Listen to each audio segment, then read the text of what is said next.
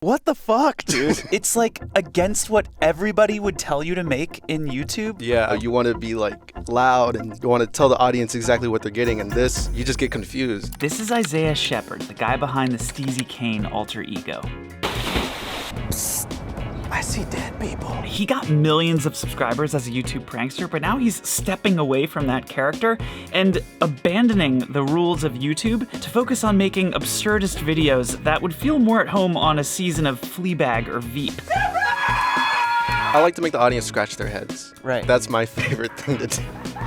He's ziplining. Jesus, it sounds like he's getting murdered. But when it comes to the future of Steezy's YouTube channel, he's really more focused on breaking into film and TV. Really inspired by people like Bo Burnham, Issa Rae, and Donald Glover, and they all come from YouTube. But now they're like successful in film and TV. I just kind of want to set up my cards where I can follow down a similar path that they did. Thermal cover's closed. Steezy, thank you so much for being here. Thank you for having me. I'm so excited to have you here. This video that we're going to watch is very different from everything else I've seen on YouTube. And it's also really different from what you used to make. Oh yeah, very different. So let's jump in. Okay, let's jump in.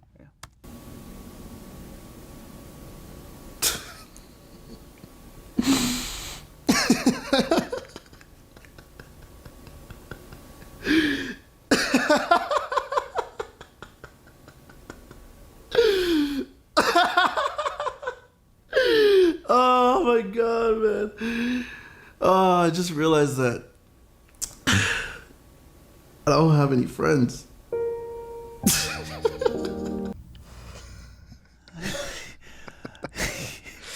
What the fuck, dude? That's like the weirdest intro sequence I've ever seen. It's so uncomfortable. It's like you're acting, but you're not. There's an actual tear going down your face. It's slow. Yeah. It's like against what everybody would tell you to make in YouTube. Yeah, I always say that. Like, that intro is a huge no-no when it comes to the YouTube algorithm. You know, you want to be like loud and you want to tell the audience exactly what they're getting, and this, you just get confused, you know? Yeah. Yeah. Did you see a huge drop-off in your analytics? I don't look at my analytics. You don't at all? No. Good for you, man. Yeah, no, That's I avoid that. Why? I just, well, I guess I'm just not a numbers guy. And also, you know, looking at your analytics can kind of make you sad sometimes. So I don't know. I literally never look at my analytics at all. So how did you come up with that intro then? And why did you want that shot to be the way it was? Obviously, I'm playing a character, but I wanted people to see like how I'm trying to make myself laugh, but I'm not actually like happy.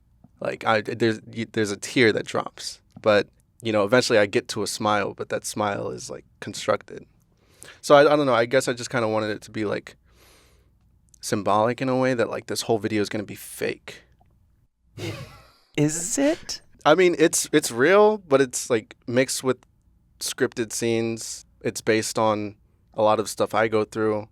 I find it very hard to make friends, and I find like I'm very awkward, but obviously everything is like pushed up to the max for like comedic purposes, you know? Right. Do you feel lonely? Do you wish you had more friends? Yeah, of course. Yeah, I feel lonely, and I definitely wish I had more friends. I feel like this video is me trying to like make humor of that. What you're doing is like setting up like there's some stuff that's actually happening, there's some stuff that's scripted, but what really comes through, at least in the first 30 seconds, is it's actually a bit more blurry than you might think, at least is my impression, is like it's kind of mixing some reality and some scripted, and it's like little pieces of you coming through and then but not, and it's exaggerated, and then there's moments of real honesty. It's kind of blurry. Yeah. I mean, that's my favorite thing to do. I like to blur the lines. I like to make the audience scratch their heads. Right. Basically. Like, that's my favorite thing to do. We're definitely doing that. That I should at least try to put some effort into making some. So I looked up some stuff, and it actually gave me some really great information. I mean, I never really thought about introducing myself before. But the main reason why I want to make some friends is because my biggest fear is to die alone. I would rather die with all my friends together. I think that's a way more peaceful way to go. So I went outside, which I haven't done in a while, and I decided to just start talking to people because how else are you going to make friends, right? Hey, man. Do you do you maybe want to be friends? So in that moment, do you just like know, okay, this afternoon I'm going to go out, I'm going to talk to a bunch of people, I'm going to be really awkward, and we're going to mix this and cut this in at some point in the script? Yeah. Everything's like, well, most of it is written. Like 90% of it is written Ahead of time, ahead of you going out. Yeah. And then like there's like ideas for like how I can like weird out strangers. It's kind of hard to write the pranks because they're mostly improvised, so most of that script just kind of looks like ideas. So the whole sequence, and we haven't seen the piano stuff yet, but like that was mapped out before you even went outside and started talking to people. Yeah. How did you write this story? Like, how did you know I want to do this piano bit? How did you know all that? So the piano part came first. While I had the idea for like a video titled "How to Make Friends."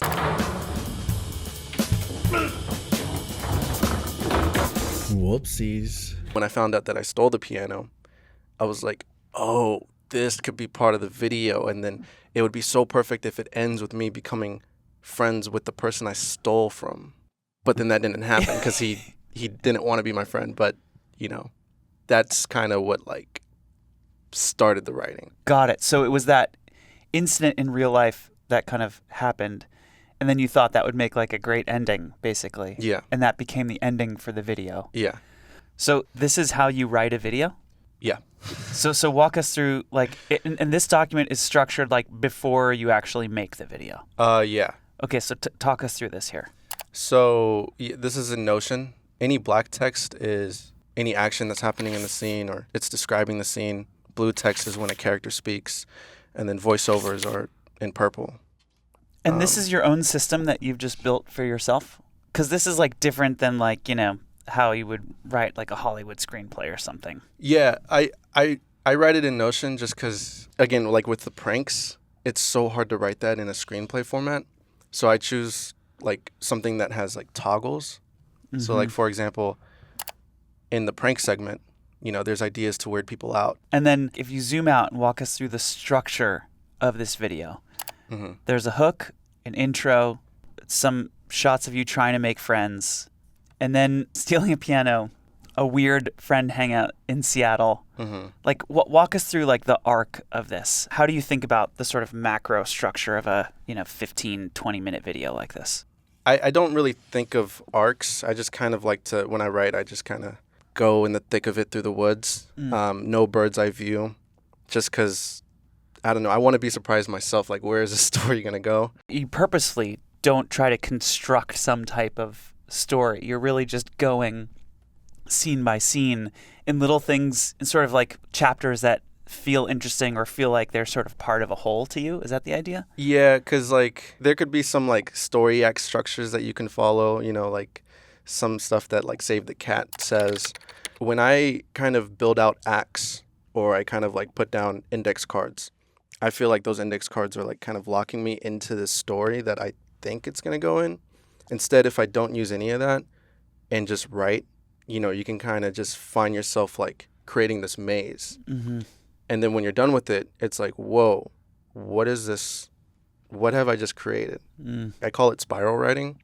So like you just kind of take a turn and take another turn and take another turn. And you just keep going and going. And with every new thing that you write, you let that inspire the next idea. Instead of like looking at that next act where you need to land, you just kind of just keep going and keep going more down the rabbit hole. That explains actually the feeling I have at the end of the video where it's like, I feel like I get to see the inside of your mind a bit. Like that's, as a viewer, I feel like I'm getting to know you in like a very deep way. Even just in 15 or 16 like minutes, it's incredible how much of a view I get into you. Or at least that's what it feels like to me. I mean, it's messy for sure. I try to make the videos as messy as possible, just because, again, I want to make the audience scratch their head. Right. I kind of don't want to make sense. It works so well. It's so emotional. It might sound a little weird, but maybe I just need to force somebody to be my friend. Come on, motherfucker. Come on. Help! In the video, to me, this is the sequence where my head really turns as a viewer. Like, I think I'm about to watch a prank video where a guy's out on the street, like, talking to people and, like, making friends, which is a little bit like what your old work was like. Mm-hmm. And then, to me, this feels like new Steezy. I mean, I guess Yeah. you had, like, the coronavirus video where it was, like, this combination of, like, scripted Yeah, I and mean, pranks. still, yeah. I almost touched the doorknob until I remembered about rule number 34. Possibly one of the most important rules of all. Never open doors with your hands. But there's a darkness to this and, like, a weirdness to this Yeah. that is, like, very much your new style. How are you, like, producing that segment there? Like, clearly somebody else is shooting. You're not shooting anymore. Clearly, like, you've hired an actor, or you have a friend who's, like, partnering with you. No, Like, yeah, walk us through I the hired an production. actor. Again, I kind of want to like blend genres. Right. So like it was a prank first, and then, okay, we're gonna take it into like a serious sketch. Right. It's still comedic, but like, you know, I kind of wanted to have like the same tone as like a dramatic film, even though the comedic elements are still there. And because we're friends, you can let me go. And because I'm your friend, I swear to God, I won't tell anybody about this, okay? Okay, please just let me go, please. My new friend was acting a little strange. I guess he was just too tired to hang out right now. Okay, you can go. So I let him go. Go ahead, go.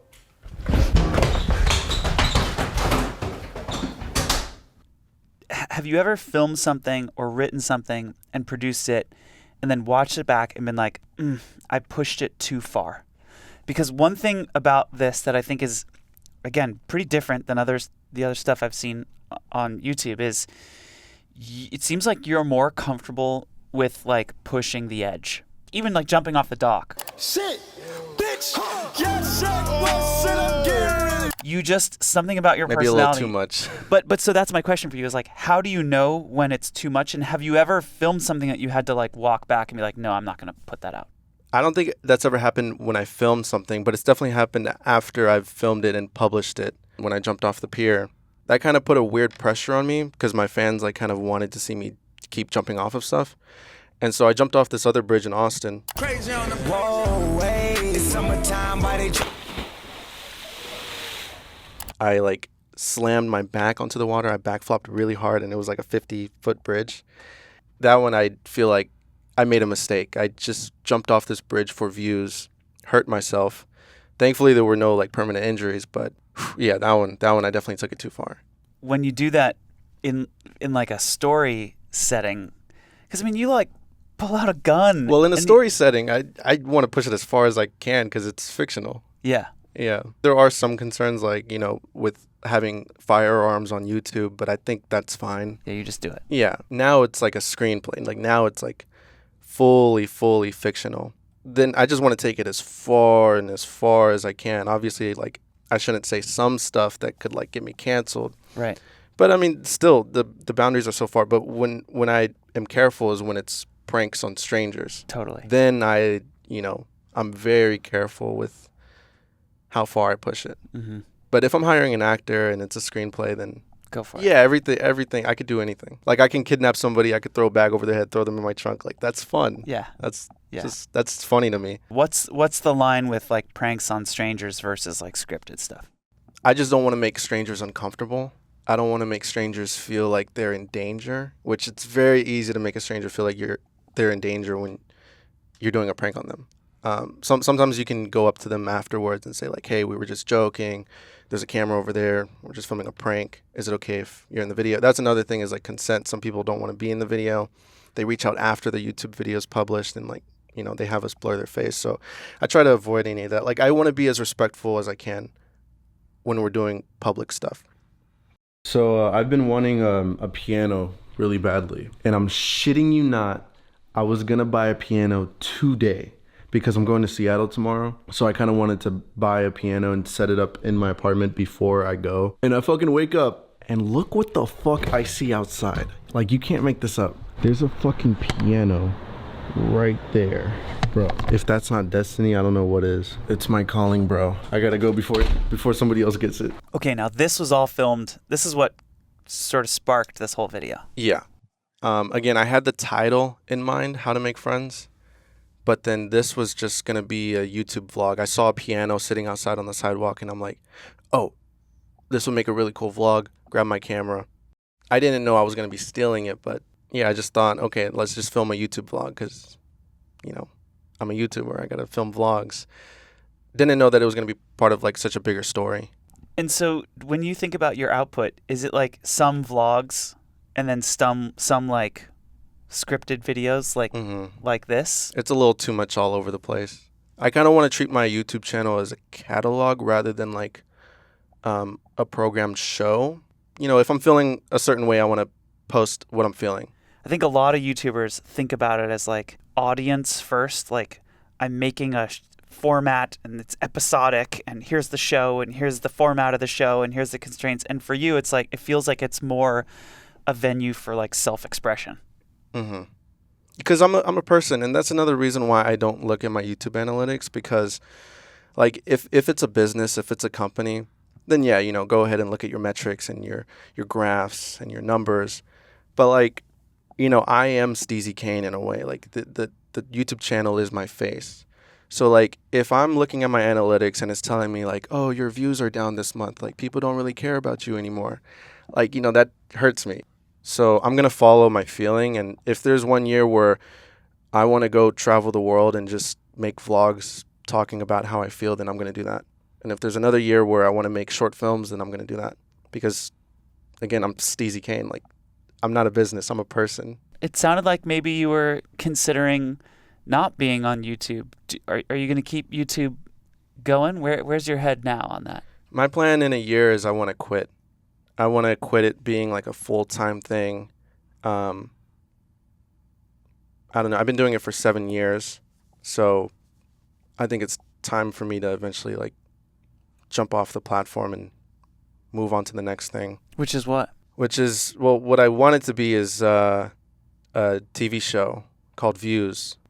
It's like a semi-autobiographical about the whole creator economy, which is going to start out as a web series. But my plan is I want that web series to be the last thing that I upload on my channel, because that show Views, I feel like, is the perfect catapult into the film and TV world. I'm really inspired by people like Bo Burnham. Every time I go to dinner. Welcome to the internet. Come and take a seat. Issa Rae. Niggas wanna fuck me from behind. Finger for his ass. Fired, just like this pussy. And Donald Glover. But you know what? I found that being a D. You know, this is ridiculous, okay? Can I just please get a kid's meal? And they all come from YouTube. But now they're like successful in film and TV.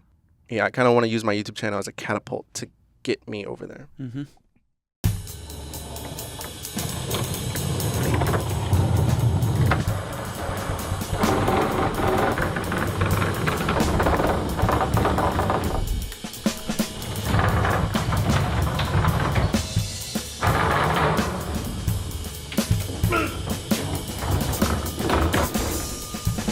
Oh, fuck. Jesus Christ. Are you filming all of that yourself? Mm-hmm. So you're like just, you got sticks and you... Oh, yeah. It was not fun. It was not fun. I have like a little PGY Tech tripod, which is one of the best vlogging tripods. I love that thing. But yeah, it has like a little hook, so I can like hook it onto a lot of things and just point the camera, move the piano, run over to the camera, put it somewhere else. And that piano obviously is really heavy. So that was, I didn't have a lot of fun filming that. Yeah. That was not fun. Yeah. It doesn't look fun.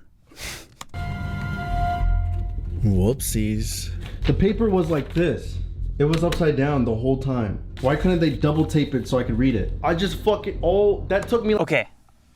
Are we actually seeing the moment where you realize you stole a piano? Yeah. Yeah.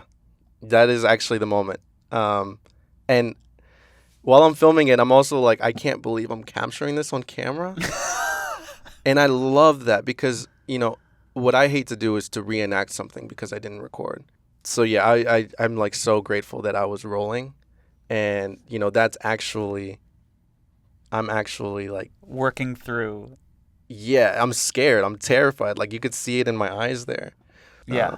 I just stole a piano. I was wondering because the rest of the video blurs the line. I legitimately didn't know. It was like, is this a reenactment? Is this a setup? Did you know you were stealing a piano? You're scratching your head. I'm scratching my You're head. scratching your head. I didn't know. I'm like lost. It's really disorienting as a viewer.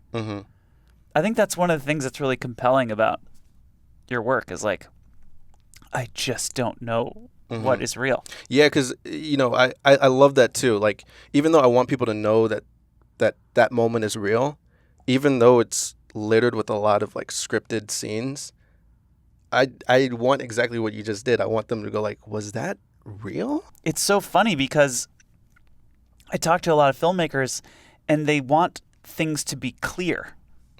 They want to help their audience understand things.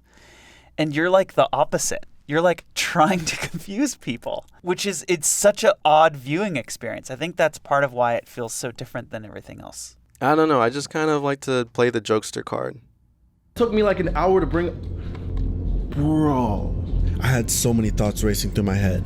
I mean, first of all, I just wasted... Okay, so voiceover.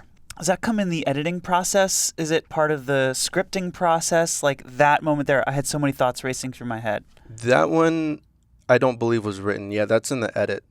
I never finish scripts. I always kind of make it halfway. And as you can see, like nothing else is written out. Because I get too excited and I just start filming.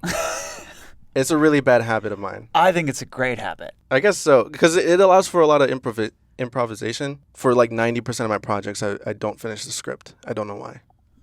I just stole a piano. Second of all, I just committed a fucking crime. I thought I was gonna make it my whole life without ever being behind bars. But now, I was just waiting for the police to come knocking at my door at any minute. And according to California laws, theft that exceeds $950 is considered a felony. And an upright piano's average cost is $5,000. So basically, I just committed 5 fucking felonies. I'm a criminal. And I did not have the physical capability to bring the piano back down all by myself. So I knew that there was only one thing that I can do and one thing only, and that is to turn myself in. Just cuff me. This is real. You're actually pranking the cops. Yeah. Did you know they weren't going to cuff you? Did you know what was going to happen? Not 100%, but I mean, I knew like for sure, like they shouldn't cuff me. Like they don't know what I did. Are you nervous when you prank people and you go up to people and are weird in front of them? No. And you know what's weird is I'm a huge introvert. I'm really shy. I get a lot of anxiety like in my day-to-day life. But when there's a story and I know like where this footage is going to go and like, what it's going to become, then I can pull through. And I think the best example is my Song in Public series, where I sing songs on the street. When you didn't see the club, hey, little baby helped you get your lingo up. 21 give you false street cred. Thug made you feel like you were slime in your head. Which is amazing, by the way. Congrats on the Kendrick. Thank you. Yeah, that one went a lot more popular than I thought it was gonna do. Yeah. A lot of people ask, how do you have the confidence to just go out and sing? Because for those videos, I got to be singing for hours on the street. People are staring left and right. Yeah. But I'm an introvert. Like, I don't fully understand it myself. It's kind of a weird dystopian thing. There's a camera recording me. All my anxiety goes away. But if I go out for a cup of coffee, I'm like scared to talk to the barista. I don't get it. When you're making a video, are you wondering if the audience is going to like this video? I'm not worried about, yeah, I am. I'm always worried about how the channel's performing. But you don't want to check analytics because you don't want to indulge in that worry? Obviously, like, you have to see the views. But, looking at audience retention graphs and click-through rates, I can't do it. That's not for me. Yeah. That's not for me at all. I just recently started A/B testing thumbnails, but even that I really don't like because then I feel like it's not even like coming from a place of love anymore, and I'm just kind of like trying to optimize for the most clicks. And I want to try to keep YouTube as fun as possible for me because, just like a lot of other people, like I fell in love with this when I was a kid. I want to keep that feeling the same. But it's so easy to turn it into a business, which is not a bad thing. It's just not the way that I like to work. And you were selling merch for a while, right? To sort of like fund the channel? Yeah. Did you not like that? Do you like that? Tell me about the merch biz. I haven't sold merch in like 2 years. Why? When it comes to monetizing, I get really weird. I feel guilty when I try to monetize stuff for my audience. When the creativity like has to dance around with business, I'm a little careful. Yeah. You want it to be about self-expression. 100%. And you don't want anything else besides the self-expression. Not analytics, not business, nothing else. Yeah, I want to try to keep it as much about self-expression as possible. If you get into film and TV, are you not worried about like external pressures impeding self-expression? Like, I'm worried about it, and I've had experience with it. I've had a lot of experience with it, like dancing around notes from executives, organizing your pitch in a way to convince the people who's giving you money that like this is what the story needs. And I've gotten really good at it. Like I've learned a lot from working with brand deals like Audible and Converse. Like I've had to work very closely with these brands, like trying to convince them like, no, we need to like have this funny moment. I realize that I have to play around with the algorithm. I have to play around with executives, because then, you know, YouTube is a free platform. Like they're giving me a lot. You can't upload like a 2-hour film on YouTube and expect it to like blow up. Like you need to shorten it. You need to kind of surrender to the algorithm in a way. And that pressure is good sometimes. how do you adjust your work because of the algorithm? Usually make it shorter. Usually make it louder. But I try to just not make it too short or too loud. Yeah. Because usually, I mean, that's what YouTube really wants. Like, they want you to, like, hey, wrap it up. Like, make it as short as possible. Yep. And yell. And yet the first 35 seconds of this film is you fake crying. Yeah. But what I try to live by a one for me, one for you notion. I think just making art fully for myself is egotistical in a way. Like, you need to realize that it's bigger than you, and you need to give the audience what they want, or else nobody's gonna watch your videos. So you gotta dance around in like this middle gray area. Honestly, I'm glad you took it, because if it was on the side of the street for that whole night, I was sure that someone was gonna throw it across the street and it was gonna be broken all over the place. So, do you know if he's seen this video? Did he reach out? Well, I was texting him how I wanted him to be a part of the video later on. Like I told him about the scene idea. Like, I'm making this video called How to Make Friends. I want the last scene to be me, like, finally making a friend. But he did not want to do it at all. Yeah. Kind of a perfect ending to the video. It would have been perfect. No, I think it is perfect that he refused. Oh, yeah, I guess so. Because, you know, my character kind of stays the same, and you know, he never made a friend. Yeah. Yeah. So. Yeah, man. I kept it safe for you. But again, I'm sorry. Like, I technically stole your piano. I am gonna be out of town in Seattle until Friday, the 6th. Okay. I wanted to ask if you're in any rush to get the piano. That's okay. Yeah, that's. I don't need to use it for another 3 weeks. Well, what's your name, man? Tyler. Tyler. Okay, Isaiah. I guess we're nice friends to meet now. you, bro.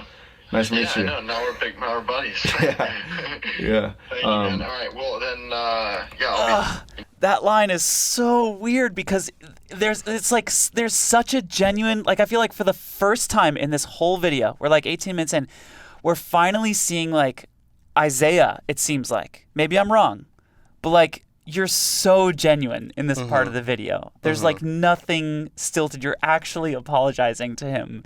It feels really real.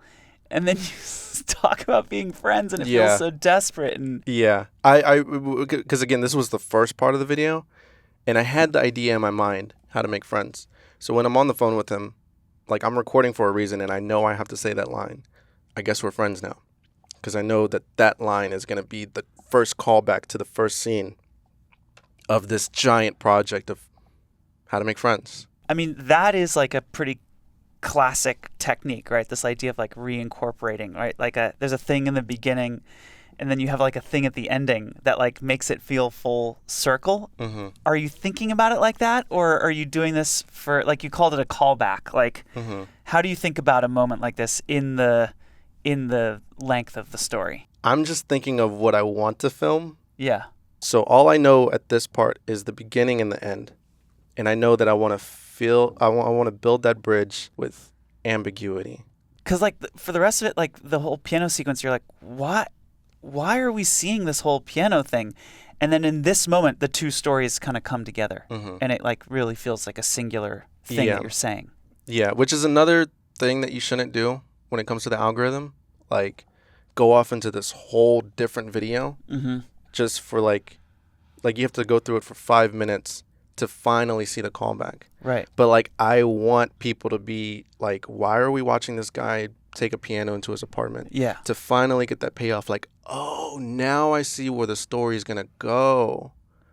It takes time, but eventually they'll find out. It's like the more time you can get us to linger in the tangent, the more payoff it is. Yeah. When you actually make the callback. Which is a risky thing to do on YouTube. Yeah, very risky. Yeah.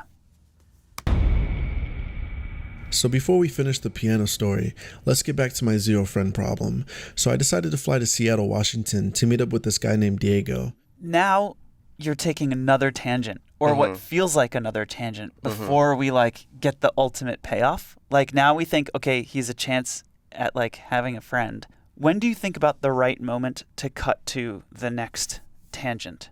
Like, how did you know that was the point in the story? Or is it just intuition? Intuition. I like to go through the thick of it in the woods.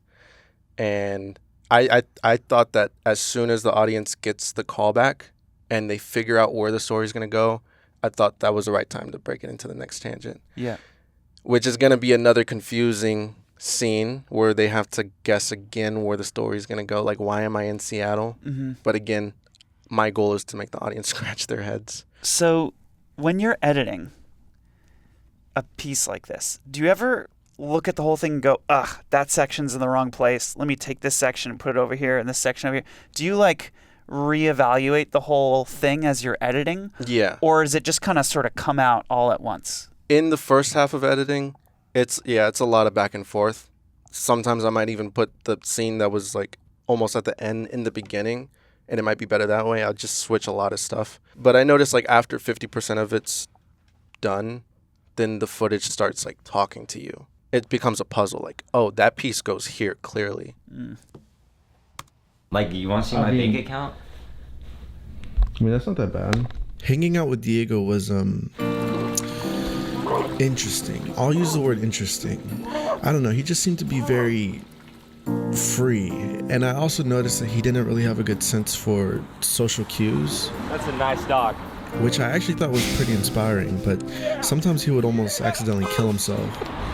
Oh shit. Y'all saw my life flash through my fucking eyes. Holy shit. I'm not doing that again. How much of him is real? He's obviously playing it up for the camera, but that's pretty much him. He is a crazy guy. I met him a few years ago because he does TikToks, and I'm a huge fan of his work because his TikToks are very trippy. He makes like crazy thriller short films. Hey, help! Help! But yeah, I mean, his personality is so crazy, and I thought it would be so funny to have him in this video. I wanted people to be like, is he actually like this? Yeah. Is this how he actually moves around in the world? And again, I want people to be confused. Mission accomplished. Is this the piano that I saw on the street the other day? Yeah, it is. Dude, I wanted someone to take that. So, funny story. I was the guy who took it. So that's what happened. Nuts. Yeah. Well, what a good guy for actually returning it to me. I feel like most people would totally not. Then I finally put the piano in the garage so the guy can come pick it up. And I think at that moment, like, we're expecting the friendship, you know? That's when the audience is expecting, like, okay, this is when the guy who owns the piano is going to come down, and then Steezy is going to ask him, like, hey, let's go hang out. And they're going to, ride off into the sunset being friends. Yes. That's what the audience thinks is going to happen. Exactly. And that's what I think was going to happen. That's what I wanted. That's what I wanted to happen. I'm not writing this story. Like, everybody's writing this story. The guy who owns the piano, he's writing the story. He has to decide whether he wants to be part of this video or not. Yo, Tyler, my guy. Okay, the piano is in the 3rd floor of the garage now. Just letting you know. Okay, I should be able to pick it up tonight, but okay. Thank you. And just as I was about to ask him to hang out, this happens. Glad I can help. All circuits are busy. Please try your call again later. Announcement 8. All circuits are busy. Please try your call again later. Announcement 8. Okay. For some reason, he just hung up. I don't know why. Or maybe the phone disconnected, but yeah, okay. And then you don't get to hang. Yeah, so right there you can see the stress in my eyes because I'm trying to figure out, like, how is this video going to end? I don't know what happened with this phone. Like, I've never heard a phone call hang up like that before, but ever since then, like, he didn't reply to any of my texts, even though I wanted him to be part of the last scene. He just wanted his piano back. Right. So I had to go find a friend somewhere else. Every single way that I've tried to make a friend so far has not worked. So I got a little creative because I'm really tired of being lonely. It's painful. Like, it actually hurts. So this is my way of making company. Dude, these like ultra close-ups are so fucking uncomfortable. Again, I'm not used to feeling this when I watch YouTube videos. It's just, I want to be different. It's selfish in a way. I want to be different, and I want to make something that people don't typically see on YouTube. I was also surprised with where the story went. And when the ending wasn't what I wanted it to be, I just chose to make the weirdest thing possible. And in this moment, I am definitely feeling pranked as an audience member. Oh, yeah. Yeah.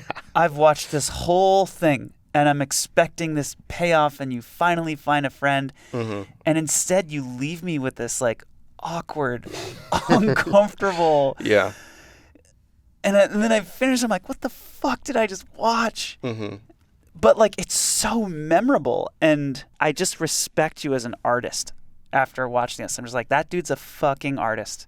He makes me feel something that nobody else makes me feel. Thank you. I want the audience to have that same reaction that you did. Like, what? I watched all of this to see him blow up a doll and hang out with a doll. This is my friend. It kind of ends with a very sad feeling like, wow, this character, he never made a friend. And now he's like hanging out with a blow-up doll. Yeah, a lot of YouTube videos feel like you finish, it's like inspirational or fun or exciting. And yeah, there's like an element of like hopelessness and confusion to this. That is a feeling I often get from longer films that I rarely get from YouTube videos. And it's pretty cool that you're able to like take me on that journey as a viewer. But again, it's a lot harder to do that on YouTube because people can easily click off. They have a whole section of fancy thumbnails right beside that video that's catching their attention, and they're constantly deciding like, do I want to stop watching this video and go on to the next thing already? All of these decisions to be slower or to let the video breathe is not the best for optimization. And is that one of the reasons why you want to not be on YouTube anymore? Yeah. Yeah, you hit the nail on the head. I don't work the best when I have to publish something every week. Like, I wish I can kind of take a step back and work on something bigger and put it out like once a year. Kind of like how an artist puts out an album a year or a movie director puts out a movie once every 2 years. I want to work on something way bigger for a longer amount of time. But on YouTube, I feel like I have to constantly like put out something there and then there and then there. My wish to quit YouTube is kind of me just like putting myself in a better position. So we've got a special question for you. Oh, okay. Here we go. Hello. I'm Colt, and I have a question for you. So, throughout your YouTube journey, you've had kind of a double life of Steezy Kane being more of a public eye persona and Isaiah Shepard being more of the behind the scenes. And I saw in your most recent video that you mentioned that this may be your last year on YouTube, which would result in the death of the Steezy Kane persona. So my question to you is, what has Steezy Kane taught Isaiah that you are taking in your next chapter of life? Deep question. Colt out. This guy. This guy, Colt, man. Yeah, I think Steezy taught Isaiah that he needs to surrender to the audience a little bit, and that's not a bad thing.